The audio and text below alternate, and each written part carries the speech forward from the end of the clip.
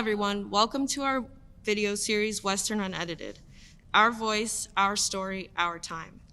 Today we will be discussing invisible and visible experiences. However, it is important that we tell you our mission statement. As Leathernecks, we recognize the opportunities and possibilities that Western Illinois University offers us.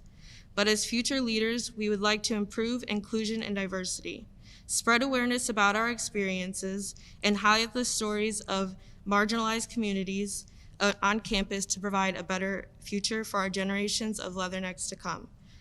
Our voice, our story, our time. Hi, my name is Eliza Washington, and I am an MBA grad student. I identify as a Black female.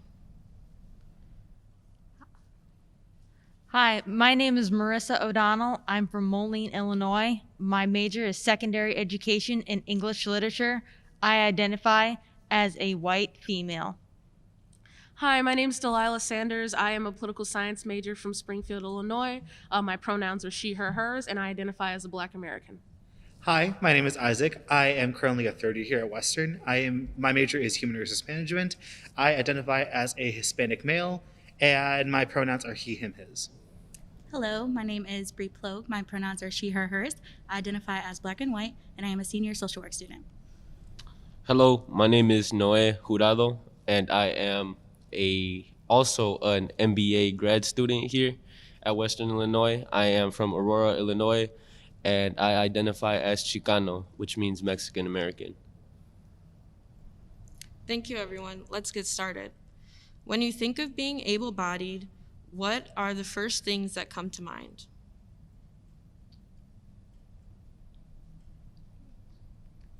I think for me, when it comes to being able-bodied, I just think that life seems to be just a little bit easier because there are ways and pathways that are already made for me.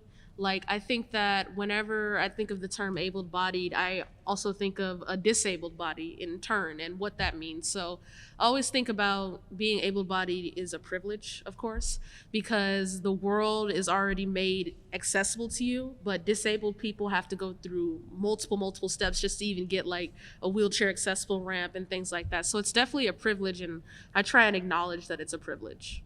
Absolutely. I kind of agree with you. For me personally, I am not physically disabled, or at least I would think I'm physically disabled. However, when I wake up every single morning, I don't have to worry about how am I going to get to class, or how am I going to be able to traverse a certain route in order to get to where I need to go. I don't have to worry about these other kinds of things because I am able-bodied. And I agree with you. That's definitely a privilege that not a lot of people consider it to be a privilege, honestly, because I think we're starting to talk about that subject a little bit more lately.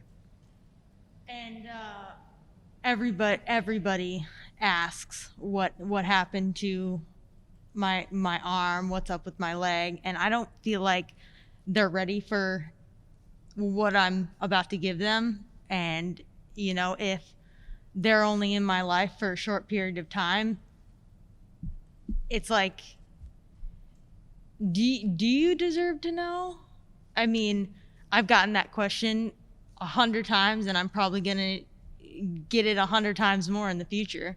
It's just, I understand people are curious, but when do I say, okay, enough, and just let me live my life? Because my disability are only physical. I'm not mentally disabled or anything like that, so I can still carry on a conversation with anybody. It's just that the stigma behind physical disabilities is that you can see it. You can,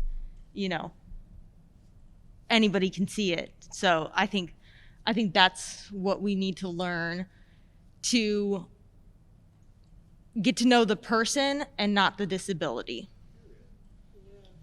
For me, when I think about being able-bodied, I pretty much think about it every day, knowing that I have this privilege of being able to move around without having too much difficulty. I know I try to kind of alter the way I think about things. Like if I complain about walking up a flight of stairs, I'm like, I'm lucky to be able to walk up these flight of stairs without needing assistance, and just having that compassion and just thinking about that. And then I'll walk down the street sometimes and I'll see a house and I'm like, oh, a person who wouldn't be able to walk wouldn't get up into this house. And I'm like, we need to change the way like society views being able-bodied and disabled people, and just bringing more accommodations and making it more accessible for those to just live, honestly.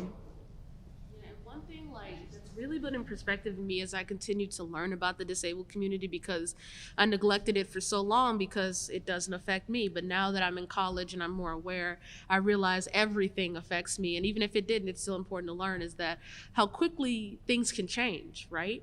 So my mother's best friend, she got into a car accident. She was hit by an 18-wheeler.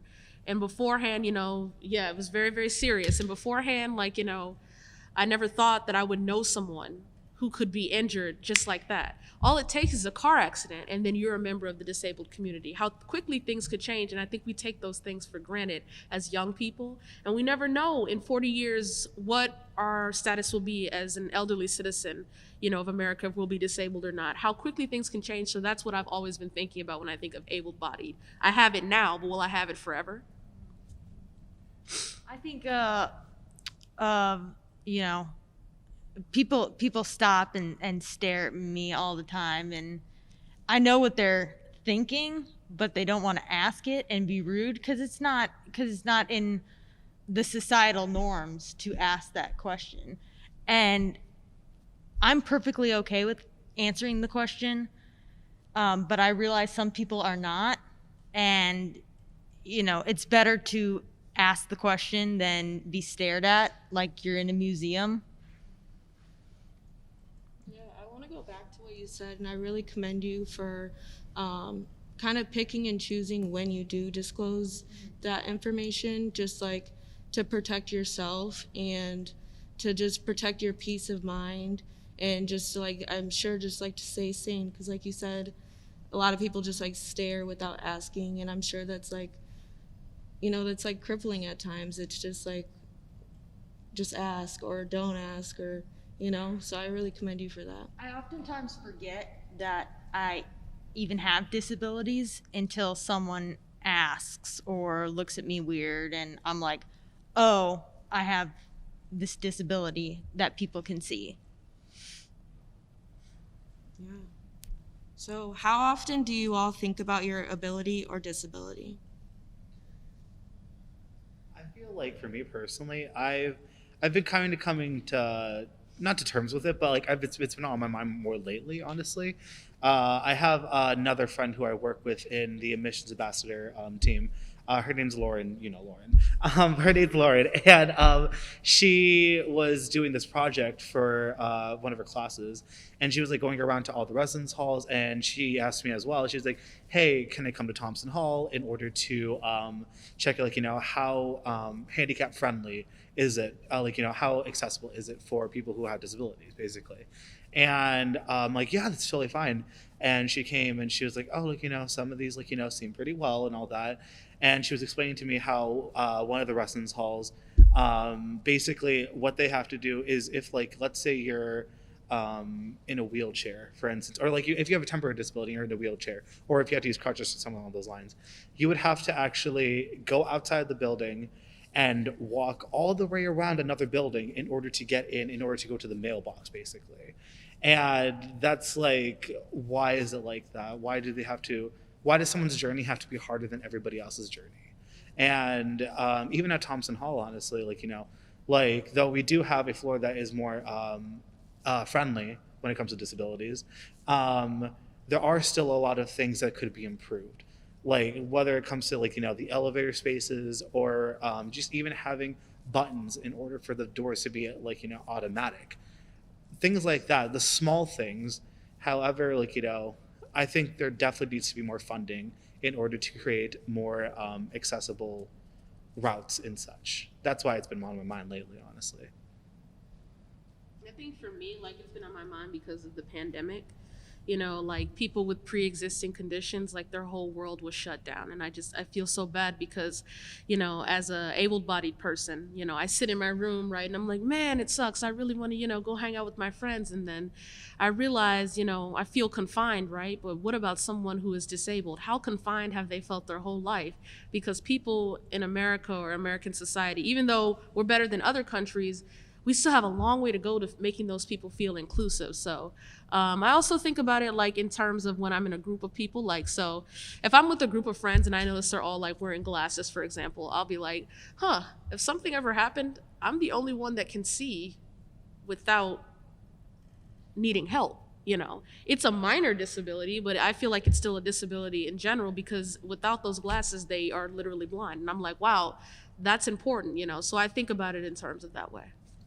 Yeah, it's very it makes you feel you know, very isolated when you have a disability and no one else around you does. I mean, you can't talk to anybody who knows what you're going through. Sure, they can, you know, sympathize with you, but they don't know what you're going through. If I could step in real quick. So you brought up glasses. So I do think about like disabilities a lot just because I grew up in a family where I've had family members who like deal with different things mentally and physically. And I myself am colorblind, and I pursued a college career regarding graphic design and art. And people always ask me like, how do you do it? I was like, I struggle really hard, but it's something that I really enjoy. And this is like a concern to me because Isaac, you may have some knowledge on this, human resources. Oh, you as well. That's what you're doing. But it's like when you talk about human resources, like you look at like how much discrimination happens in the workplace because like they just automatically assume that these people can't function normally, quote unquote normally, and that's not like that's part of the problem. Like you brought up like making things more accessible and like in like for schools and buildings, but like things should also be accessible in jobs. And oftentimes that's not the case, and like people lose opportunities. Like you said it yourself, like you forget, and it's kind of like you function like normally every day, but just because you have like a specific disability, all of a sudden like you have to like you just a bunch of doors closed for you, and like it's just not right. Because you know, like I like to say that, you know, although like my like being colorblind and I'm actually super blind also, I need my glasses or like I'm squinting all day, but it's like I like to say like I'm perfectly fine. Like I could do art as a career if I chose to, without having somebody feel bad for me and saying like, you know, that's just how I feel about that. I kind of was all over the place. I'm sorry. That's just how I am. And it's another thing because, like, you know, you brought up the job. Like, so I learned this off the internet. So, like, on, like, resumes or, like, job searches and things like that, they'll put, like, must be able to lift 25 pounds or above. And that's to discourage people who are disabled from joining the workforce. And I'm like, you're already confining these people to these spaces, and then you're not allowing them to make a living for themselves. And I'm like, it's just sick and cruel, actually, you know. And I really, it puts things in perspective. The older you get, the more you see these things and these systems in place, and it's just hard. I mean, there is certain like jobs that do require like picking heavy things up, and I do understand, you know, like it does make sense, but rather than completely just not allowing somebody to work for you because they can't do that specific task doesn't mean that they can't do anything else for you. You know, like you could accommodate and give them different responsibilities in order for them to still function, be an important part of the job, you know, just not that task specifically. You know, when it comes down to like construction, picking heavy things up, if somebody is incapable of doing it, it makes sense. But if they're able to do something else, the employer should be responsible for allowing them to do something else rather than that specific. Yeah, so like places like Walmart, for example. Okay, so you won't have people who are able to put products away. You can have someone who's standing at the self-checkout for an hour. That's perfectly a job able for everybody. So, but it's on the website that if you can't lift that, you will not be hired. So it's something that to just keep in perspective, you know. Exactly. And you guys make extremely amazing points because like though like throughout my HR courses, of course, yeah, there's laws and there's regulations and stuff like that. But who's to say that there still aren't things such as lifting 25 pounds that still don't discriminate against other things as well. Along with that too, like I just think that as long as they're able to do the essential job tasks of the specific job that they're doing, and not like these minor tasks of like, for instance, what you're saying, like working as a clerk or something along those lines, they're probably not going to go like, consistently restock like the back shelves or something like that. That might be like a minor thing that some clerks might do. But as long as they can do the essential task of rigging up items, putting them in the cart, that's all that really matters. I think like, why do you have to have all these specific regulations and hoops for people to jump over when other people don't have to jump through those hoops? It's just putting obstacles in other people's ways. Yeah, and to go off of that, I guess on the job application, there should be something that says reasonable accommodation. And then if you can perform the essential functions, then you should be hired for the job. But it's just like a continuous process that people, the employer and the employee, both have to like work towards so that they can maintain that, consistency of the job, to make sure that they don't need anything else. And they also have to define like what is a reasonable accommodation, because if it's a job that you're saying you have to, if it's the complete opposite, and that's sometimes can't be considered a reasonable accommodation for that specific job, you know? Exactly. Because like kind of going off of that, like a reasonable accommodation, for instance, let's say if you're working at a job where basically you have to be sitting at a certain desk or something like along those lines, a reasonable accommodation for that would be like, giving them some sort of maybe special chair that will be able to allow them to like, either go higher or go lower, like kind of like a wheelie chair in a sense like that, or like, lowering the desk to a certain height that they need to do. Like, not like thousands of dollars worth of things, however, but yeah, like, it's very difficult, honestly, because I feel like employers use that to their advantage sometimes. Honestly, there are employers that can use those things to their advantage, and also I feel like they also probably make cases by utilizing other potential applicants that have the same like attributes as the other person. You know what I mean? Yeah, and it's like, okay, you say, you go, it shouldn't be thousands of dollars, but why not? You're Walmart. You're $1 billion company. You can't make accommodations for disabled people in 2021. You know what I'm saying? Like, I'm not even. I'm past the point of even arguing the money excuse, because the Disability Rights Act has been passed since the 1970s. It's been almost 50 years at this point. We should have accommodations in place for all people, and we certainly have the money in the United States. So what's the issue? They need to change the regulations. Yes, of course. Turn it up. Uproot it, throw it away. Exactly. Quickly. So we've kind of covered this a little bit, but how often do you all think about mental health? Every day, honestly. For In me. college, yeah. In college, I mean, this college is a big stressor in my life, mentally as well as physically. I mean, I'm exhausted every day when I get off of school. So I think I thought about it more as I've grown up and gotten into college, and I didn't think about it as much when I was in high school, but now I definitely do. Yeah, and just to add on to that question, so conversations about mental health have changed in the last 10 years, but it's something that you wish people talked about more with what regards to mental health? I feel like a topic that should definitely be mentioned more is intrusive thoughts, because like I don't know about y'all, but like some of the intrusive thoughts that I get are like very crazy, and I'm like, whoa, why are you thinking that? Because like some people, whenever they hear intrusive thoughts, they're like, oh, like, you just mean like, oh, what if I like swerve the car, like, to hit a tree or something like that.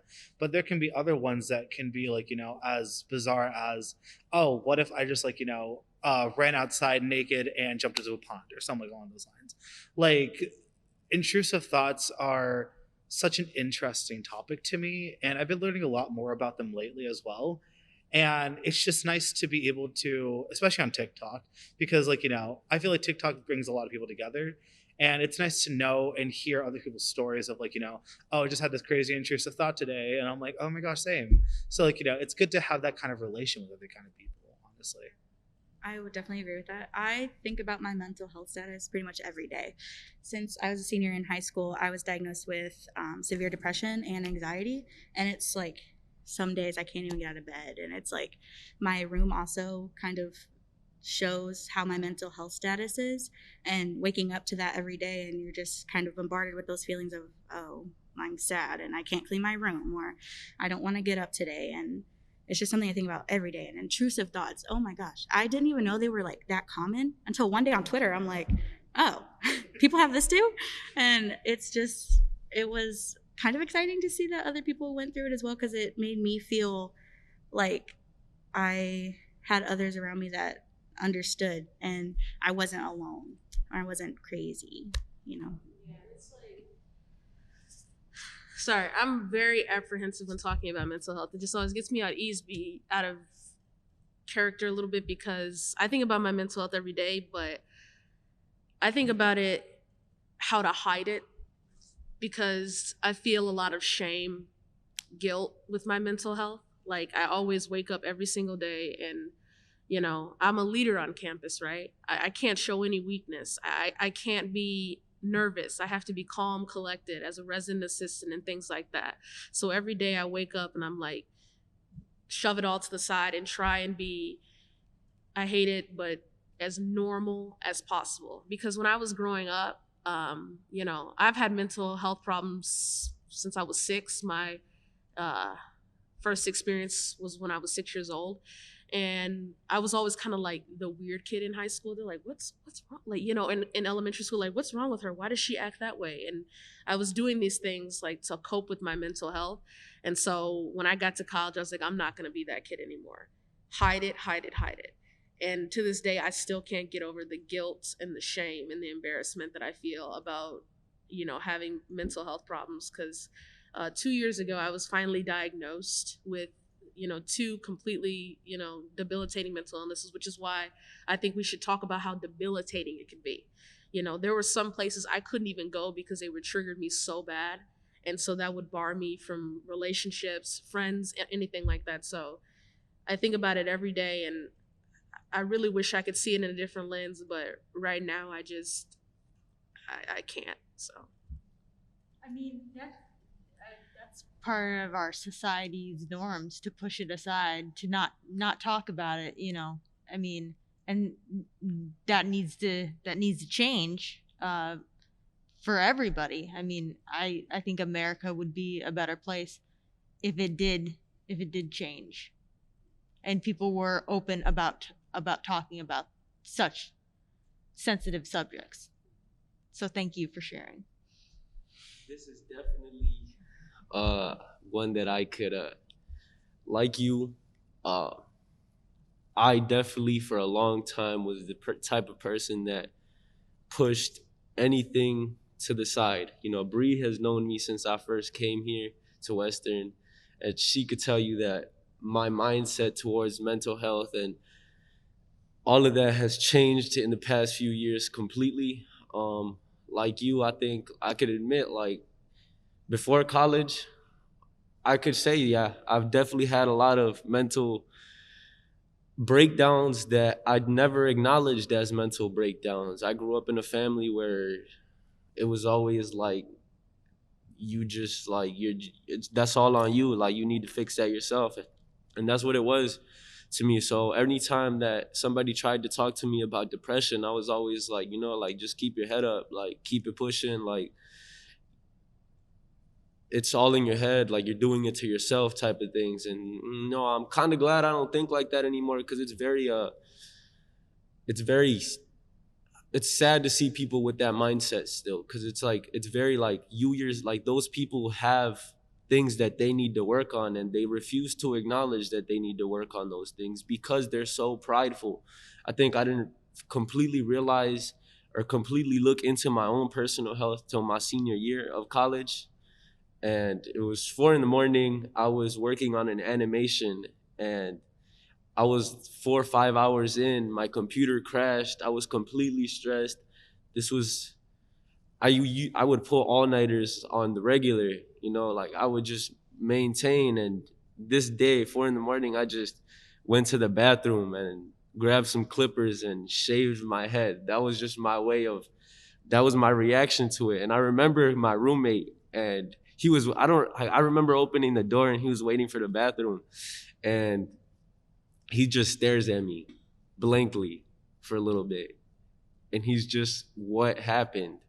And I'm just walk out the bathroom fully bald. And it was just like, that was my peak, where I just tipped over, and I had to get counseling. And then I got sent to a psychiatrist, and they told me that I had very severe anxiety and depression.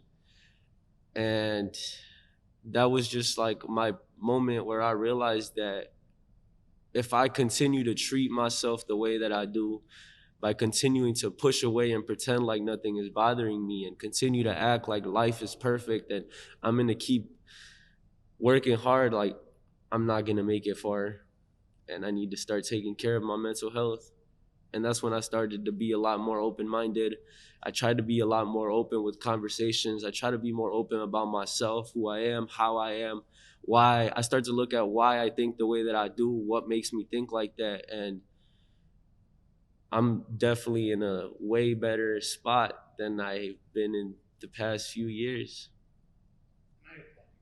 Honestly, like everyone goes through their own journey for mental health, and especially to coming to terms with that, especially at like such a, like, you know, in college too, like that is like a huge accomplishment, and I really do applaud you for that too, both of you, honestly, because like, you know, I've also like go through mental health issues as well.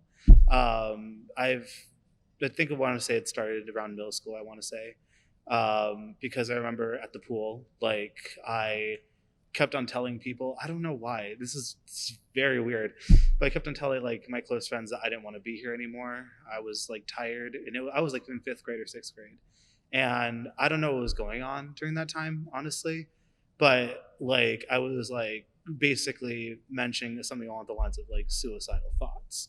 And that's when they told my brother, and my brother like had to sit me down and was like, why are you acting stupid, like, you know, like just like stop, like knock it off basically. And of course I never acted on it, so like, you know, very happy about that.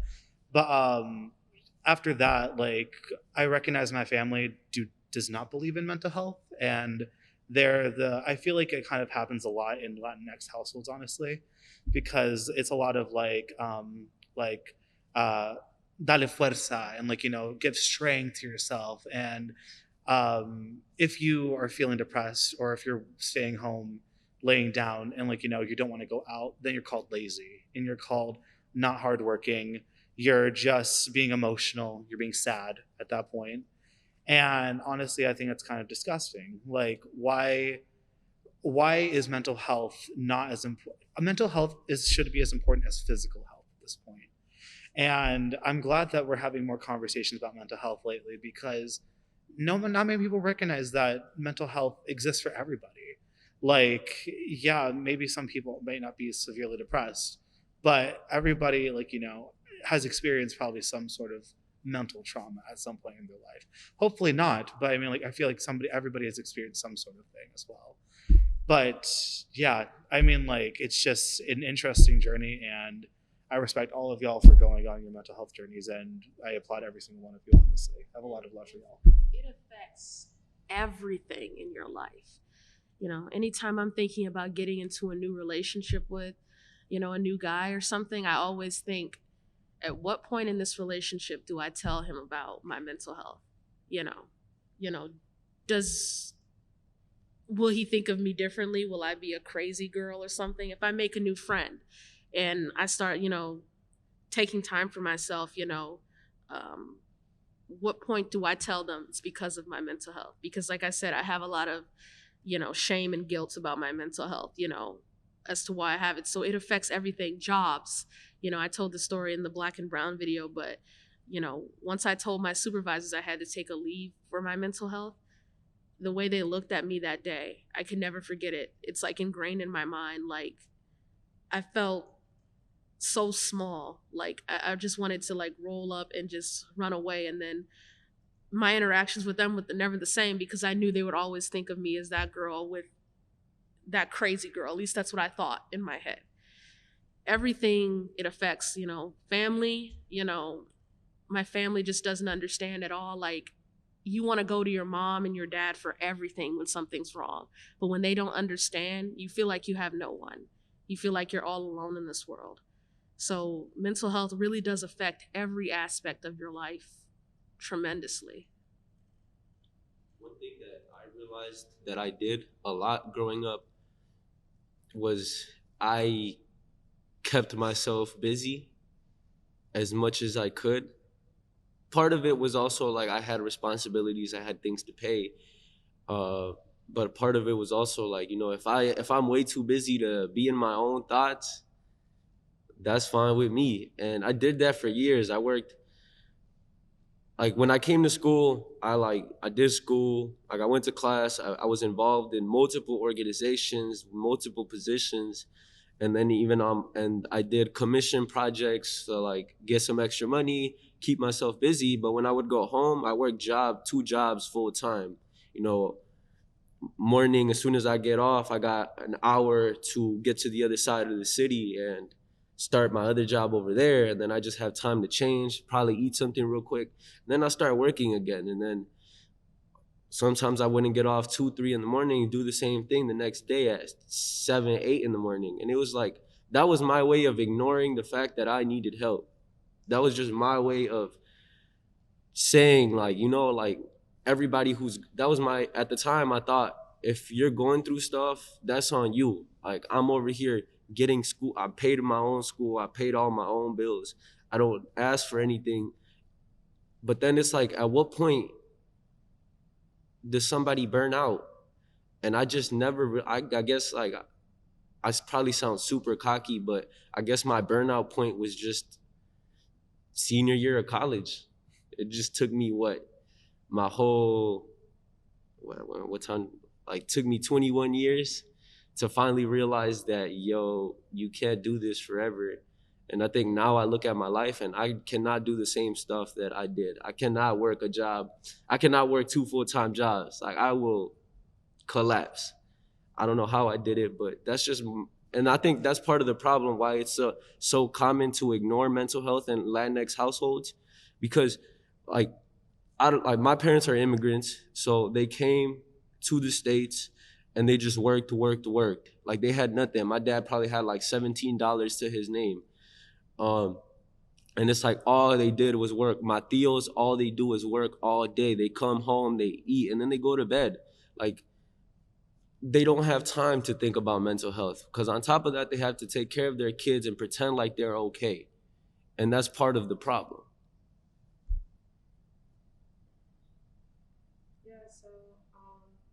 What kinds of resources have you all seen on campus regarding mental health and physical disabilities? And how has your experience been on college campus? University Counseling Center. Ayo, gotta put a plug in there. I love the University Counseling Center.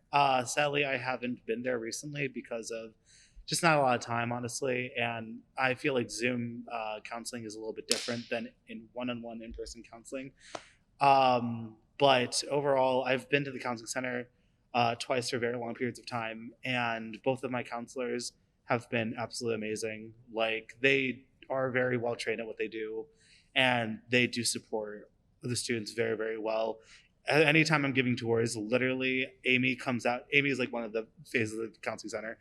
She comes out and she's like, "Hi, I'm Amy," and she introduces herself and like introduces everything about the counseling center. I'm like, "Girl, I love you. You're so cute," and it's just really sweet because they genuinely seem like they do care about their students, and that's what's really nice. I used to play with the sand in there. That was my way of talking. I would talk to Amy too. And my way of talking was I would just talk and not look at her, but I'd just be playing with the little rake in the sand. And that was just my way of like just splurging without thinking that I was splurging. And then every time she was just like, there's a lot to unpack. But yeah, the sand was really helpful. I don't know why. You make little patterns. will admit that I don't really use our resources as much as I probably should, like the counseling center. I try and avoid talking to people about my problems, especially strangers.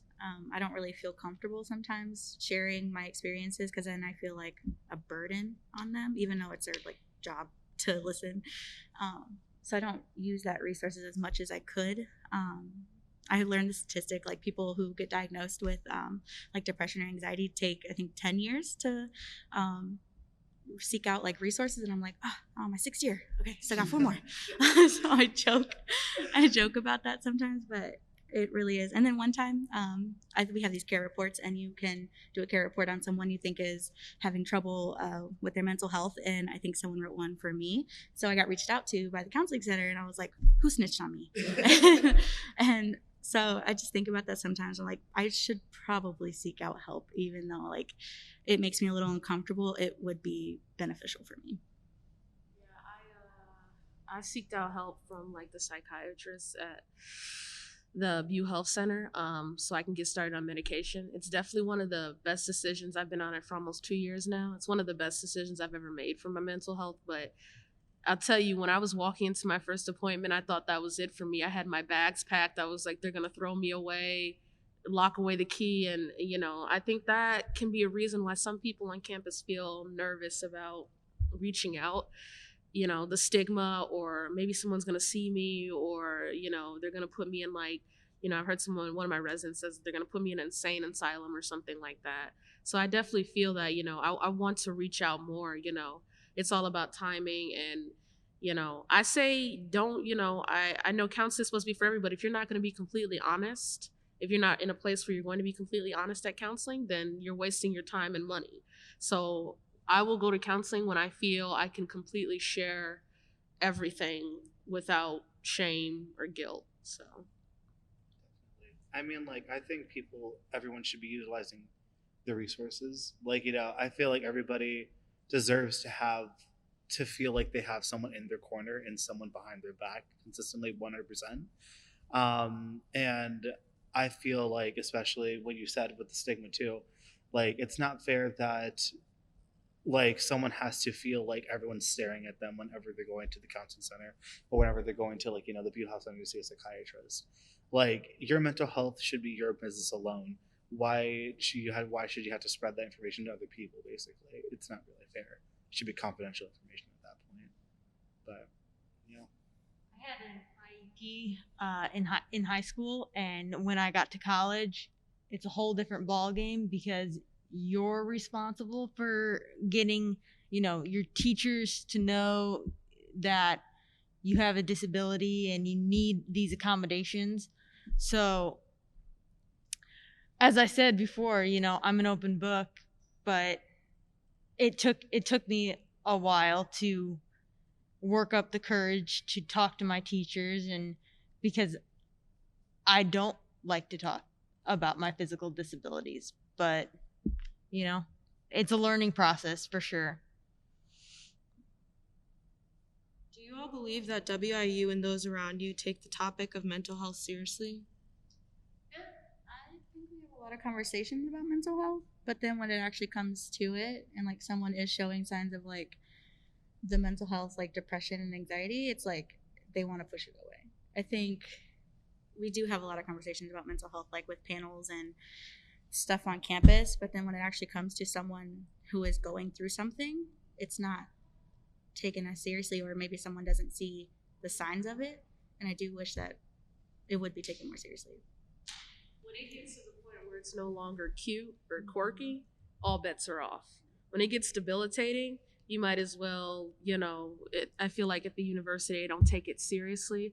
They're like, okay, well, throw them away, lock away the key, call somebody, and move on, which what they do with disabled people too, and mental health, the same. They just try and push us in a corner where you don't see us, so, yeah. Sorry. I was gonna say, like, and going along with that too, like, the funding for even the University Counseling Center has dropped immensely. Like I remember when they only had like 3 people or 4 people staffed there, and some people were trying to get in, and I felt so bad for them because they had like over hundreds of students, but yet 4 counselors or 5 counselors there. And if the university, I love Western, and I feel like they do well when it comes to conversations. My professors have supported me immensely as well. Whenever I've had I've had an issue or I've needed some sort of extension or some sort of accommodation, they've been able to help me too. However, regards to funding, I feel like Western hasn't been able to fully show their full support for mental health, especially in regards to these kinds of resources that students can utilize. Oh, I was just gonna say, I feel like part of the problem to why it's not taken as seriously as it should is that people, like you said it, people have made it like cute. People made it a trend. Like people made mental health and depression, like they made it a trend to just like throw the word around like it's nothing, and they themselves don't really know. Like they're just like, I don't want to discredit anyone. I that's not what I'm doing, but I think it's important to acknowledge that self-diagnosing, all of that is like, you can't just assume things like that, because like at that point, like everybody on Twitter is talking about like I'm depressed, and then they're laughing about it, and it's kind of like, okay, at what point do we draw the line and say like this is a serious thing, and the fact that it became a trend and is cute is part of the problem why it's not taken as seriously, because it's just like, okay, yeah, like are you really going through something, or are you just like a little upset? And it's just kind of like, that's part of the problem why people are being discredited so much. It's like, okay, I'm gonna say it. I can't believe I'm gonna say this on camera, but I have obsessive compulsive disorder, which is OCD, which is the most memed thing on the internet ever. Everyone says they have OCD when like a plate is out of order and things like that. Or I was walking at Walmart, and they have like a shirt that says obsessive cow disorder, and I'm like, oh, that's cute. You made my debilitating mental illness into a t-shirt. I really appreciate that. The thing that had me so stressed and completely, just done. Like I was at my lowest point before I got diagnosed. And I'm like, it's not, quit making these things quirky. It's not a joke. These things that anxiety, depression, the things that we deal with are not a joke. It's not funny. I would do anything to wake up tomorrow without either of my mental health problems today. And I wouldn't wish them on my worst enemy. And yet we've got people on the internet, I'm depressed, Taco Bell wasn't open. Okay, love that for you, and another thing is that, like, speaking of discredit, and that's a great point, being young, everybody goes through that at college. Grow up, you're still just a kid, you're just 22, everything will get better, but our problems seem real to us right now. You may be right, 40-year-old person. I may look back in my 20s and be like, wow, I can't believe I worried about that, it was silly. But right now the problems feel so real, and they feel very, very salient to anything that I'm going to do right now. So I mean, the internet is a great technology, and everything else is just going up at such a fast rate, but they don't know the darker side of it. I mean, there's people out there who are struggling with everyday life, and you get on Facebook or Twitter just to drown out the voices in your head. So I mean, it can also be a downfall, the internet. Absolutely. Everybody has their own coping mechanisms, and it kind of sucks when other people invalidate your own feelings and your own experiences too, especially when it comes from other people who have also experienced mental health as well. Like, how are you going to tell me that your mental health is worse than mine? Why are we playing Olympics at this point, honestly? Because I've seen that happen multiple times, throughout my own experiences too. And everybody is going through their own battles. Everyone is going through their own struggles. But the most important thing is just to be there, just to be able to say, I hear you. I understand what you're saying, and I want to understand you too, and that I want to support you as well. And it's not like the internet, of course, helps. Like, there are, you know, places where I can go on the internet where I can speak about my problems freely with other people who have like OCD and things like that. We can talk about that. But then you're right, there is this other side where I'm like, can y'all please just stop? You know, there is like a website dedicated to things that's like, it's like things that trigger like people's OCD, and it's like, you know, there'll be a tile that's like not in place, and I'm like, are you kidding me? Like, if only that was my problem, how much better would I be, you know? And it's, you know, no matter how many times I say it, no one really, you know, is really taking that seriously, you know, or, oh, I'm depressed, you know, you know, I'm really sad today. And then they'll be fine the other day. I'm like, that's not depression. That's not how it works. I've seen depression kill people, and you're making fun of it. So it's very serious. I will say, like, I joke about my mental health, but that's just how I cope with my mental health status, and I joke instead of crying. And I had something else to say. I forgot it. But yeah, I use a joking mechanism, but I never joke about anybody else's mental health status. I only joke about my own. And then that's how I also relate with others. Like, if they say a similar joke next to me and I'm like, but that's just how I use humor to cope with my mental health status. I'm the exact same way as you, honestly. Like, I think it should be okay for you to, as long as you feel comfortable with yourself, and like, you know, as long as like nobody's like, as long as your friend group hasn't said like, you know, oh, and like they've experienced the same thing, they're like, hey, please don't joke about that. That's another thing. But like, I think it should be okay to joke about your own trauma and to joke about your own like mental health or like anything along those lines. But when you're utilizing someone else's experiences and making a joke out of those, I think that shouldn't be right. So Be careful of those jokes, though. I always say, like, you know, I knew someone who constantly joked, yeah, you know, trigger warning, yeah, I want to kill myself and things like that. And then they try to, right? Sometimes jokes, they can be good and things like that. And of course, I utilize them too, but I always kind of wince out of myself like a little bit when I say those jokes. I'm like, there's probably an ember of truth in those. And that scares me. And that's when I knew I had to get help and things like that. So be careful, you know, when it's with your friends and things like that, that's great, you know. We joke all the time, you know.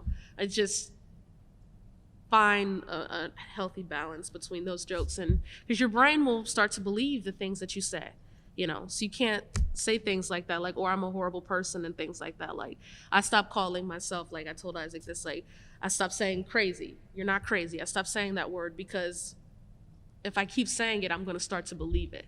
So that was just my ad lib. Sorry. I use my joking as kind of a way to downplay my mental health status. And yeah, I do joke a lot because I am, like, even now, like, I'm not in a good mental health space. And I just use it as a way to kind of downplay, but it does get serious sometimes. Thank you all for being so honest and like vulnerable during this session. I really learned a lot. But I have one more question, just regarding all the topics that we've discussed this far in the series. Which experiences do you feel that society lacks the most knowledge on? So we've done the Black and Brown experience, we've done the LGBTQ plus identity, mental health, and we've also done this series about visible and invisible disabilities. So I am asking, which topic do you feel needs to be more like brought to light, more discussed in our society today? I think, and you guys can, you know, say no if you disagree with me, but I think it's mental health, and because you can't see it, so people think it's not there. Yeah. And like with me, you know, my disabilities are physical, but I think mental health is way more serious than physical disabilities. That's just me. I don't think there's necessarily one is more serious than other, but I think we need to talk more about disability because, you know, as young people, we are so convinced that we are invincible, and then till we're not, and then we're in that community, and then you realize, wow, oh my goodness, like, You know, what happened, like, my uncle, when he was like 20, he really liked going to like concerts and stuff. So he would always be next to the stage and things. He'd always have this like little ringing in his ear, right? For years and years, he's like, oh, I don't know, you know. It was tinnitus. And then he got older and now it's deaf, right? All the things we do right now, you never know, you know, with these cars and like driving and stuff like that, how quickly things can change. So I think disability is important to talk about. We got to talk about it more. Absolutely. I will honestly agree with you. I think it's maybe because it's so fresh, but I think also mental and physical disabilities, both of those are extremely, extremely important. Like, there's just so many issues that are invisible and people still don't want to talk about it. There's so much stigma around mental health. As you mentioned before, like when you tell someone, yeah, like, you know, I was going through a depressive episode last week or something along those lines, then they just look at you like you're weak in a sense. And that's not true at all. Like, I think, like, you know, people who have from some form of disabilities are the strongest people that I've ever known, and they make the best leaders, and they make, like, you know, the best kind of people, honestly, because they know what it's like to go through hard times, and I can relate with that. So yeah. Also, I want to add one more thing. Sorry, I just remembered COVID-19, right? We've got people who got COVID and 3 months later they still can't walk up a flight of stairs. That may be the norm for our generation coming up. You know, I know someone who had COVID. They have scarring on their lung for the rest of their life, right? So you know, so we're in the middle of a pandemic right now. We have to think about how will this pandemic affect us in disability and able-bodied people in generations and generations to come. You know, how polio wiped out an entire generation. What is COVID going to do to these people who 3 months later, they still can't taste anything? They have trouble walking up the stairs? All these things to think about. Sorry, I just remembered that. I'll also agree that all these topics are really important and need to be talked about more, but the disabled community, I think, needs to be talked about even more because they have so many things going against them, like healthcare and being in poverty because of needing government assistance, and they like regulate how much you can get a month. And I just think it's like something that not everybody thinks about every day, and it needs to be talked about more because of accommodations and it being normalized so that we're not like uncomfortable in these spaces of talking about it. I would agree. I think that so my grandfather on my dad's side has Alzheimer's, and my dad, so like mental health issues were a thing that runs on my dad's side of the family, and I definitely wish this would have been like, my dad left when I was young, so I wasn't able to have these conversations with him, but I wish this is a conversation that I would have had at an earlier age, just because like, I think if I would have known that I wasn't the only one that felt like this, it would have been a lot easier for me personally, but also just to like educate others, you know, just because I would put people down a lot. And I feel like I look back on my life and I'm like, I have a lot of regret, but I would put a lot of people down like, bro, just like, don't, like, stop. Like, just keep going. And it'd be like, you know, I was part of the problem. And I think continuing the discussion is very important. But until people are ready to put themselves in other people's shoes, that's not gonna happen. I also think that people don't know how to react to someone with a disability, and you know, and that needs to change, whether it's societal or parental or whatever it is. I mean, we need to normalize disabilities. That's what I'm saying. Mental or physical. And disabled people aren't unworthy or expendable. You know, there's this whole thing on the internet, like, you know, what, you know, disabled people, well, why didn't like if there's a mother who's pregnant and the child's going to be disabled, they'll say things like trigger warning, like, you know, why didn't they abort or things like that, as if disabled people aren't worthy of living. They are not expendable, and disabled people have done tons of things for our society to make it better. They deserve to be here, you know, and they deserve a place in society, and we need to welcome them in said society. People shouldn't be defined by their disability at the end of the day. Like autism. Autism is another one that I think about a lot, because like oftentimes they look at people with autism and just think that they're very not intelligent. But my little cousin has autism, and he is super smart. Like, you could ask him when a random president was born, and he will tell you. You could ask him to do a multiplication, like a big multiplication, and he'll do that in his head. And I'm just sitting there like, I need to get you to help me with my homework. Yeah, I think that's really awesome. Everything that you all said, I couldn't agree more.